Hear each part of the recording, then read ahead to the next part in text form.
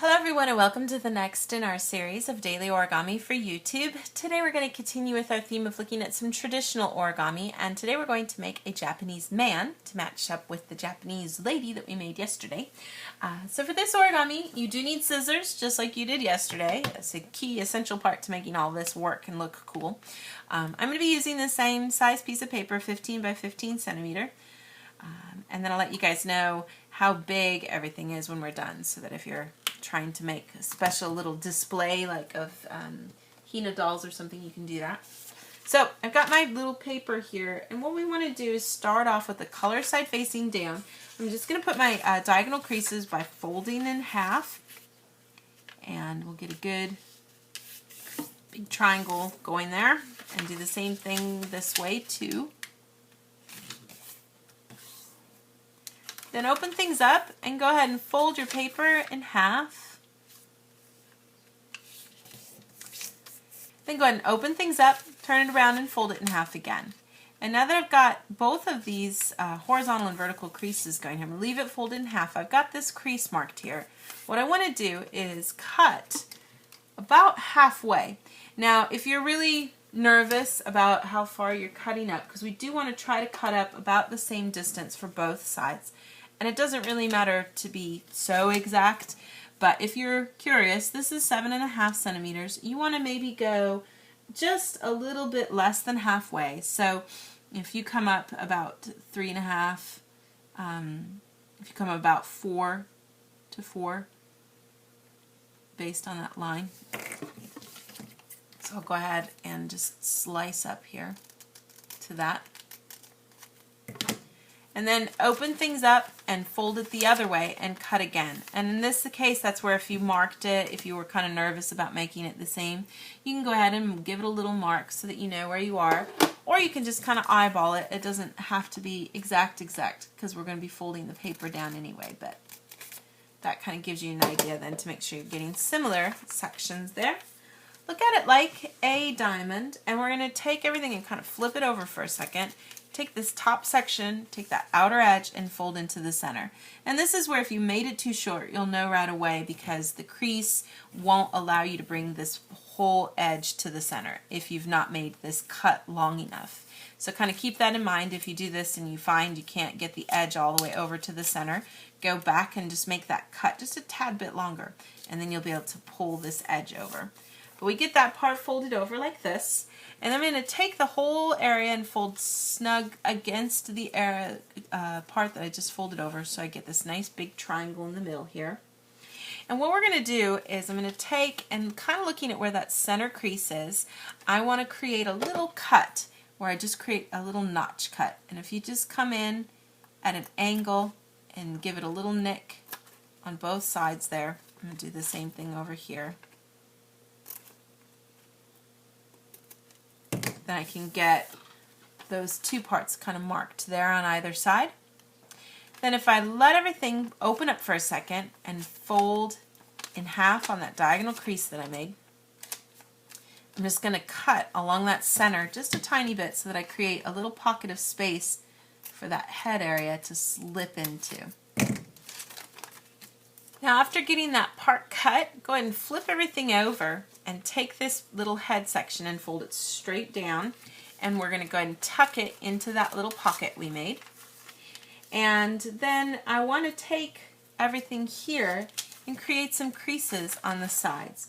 I'm going to just kind of turn things over for a second, and if I just fold over so that I create a crease that's even with where that edge is there, and depending on how you cut your paper, this might not be, you know, all the way. I could fold farther, but I want to keep it even with that edge. And then I also want to make sure that this is straight with the center crease that I have here. So I'll make a nice little crease there. And then I'm going to fold out too, and you want to make something that a nice little parallel crease here that gives you a nice little pleated edge on the side. So you get just this nice little zigzag crease there.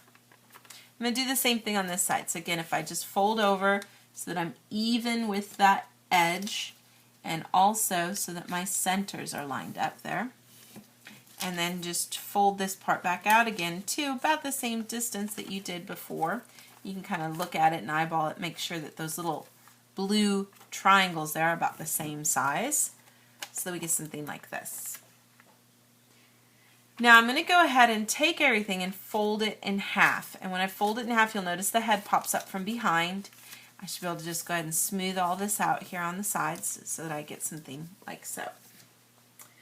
Now the next thing I want to do is I'm going to make my head section have a nice little pleat crease. So I'm just going to fold a little of this back. You can kind of look at it from behind to make sure your centers are creased, and then just fold a little of it up. And that gives that kind of cool emperor hairstyle there that we need. After getting that part completed, then I want to fold up a little bit of this part down here to create a belt.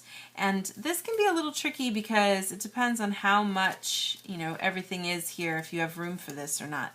I'm going to start just by folding here in the middle, and then I can't really fold anything else because I'm running into this section here where it's going to stop me from doing it. But get this part started at least.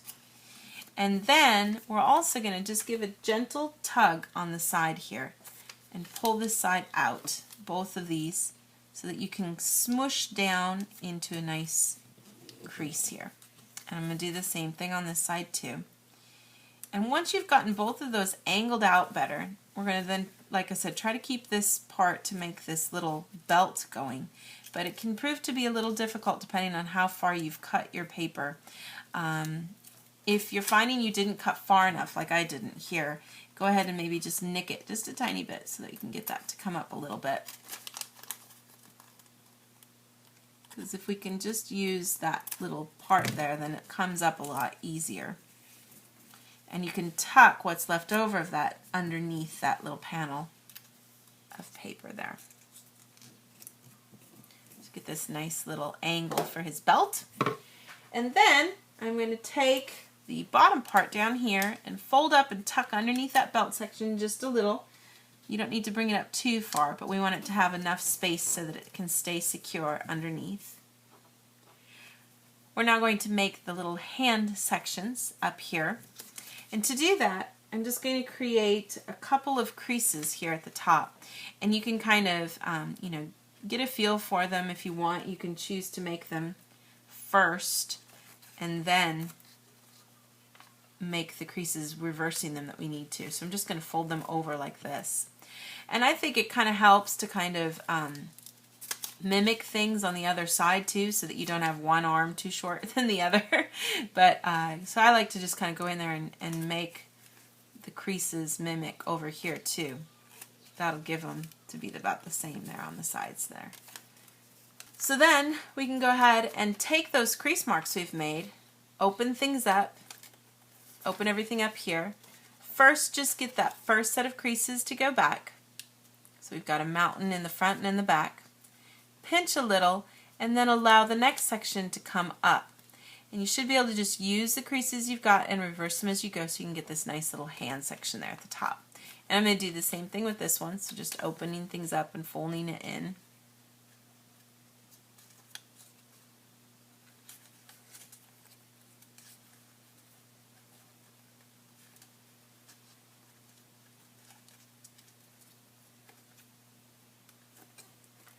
Once you've got both of those hand sections completed, then as a last little step, I'm going to take and bring everything towards the center. And you want to find a nice angle so that that hand touches the center, and when you fold out, you still get a little nice edge here on the side. And you can kind of see where that is, and then at the last bit, just smooth out the top there. I'll do the same thing with this side too. You want to try to get a nice angle so that you can have a little bit of stuff showing there on the side. And that should give you a completed little Japanese man. And the dimensions for this little guy are about 11.5 centimeters wide and 10 centimeters tall.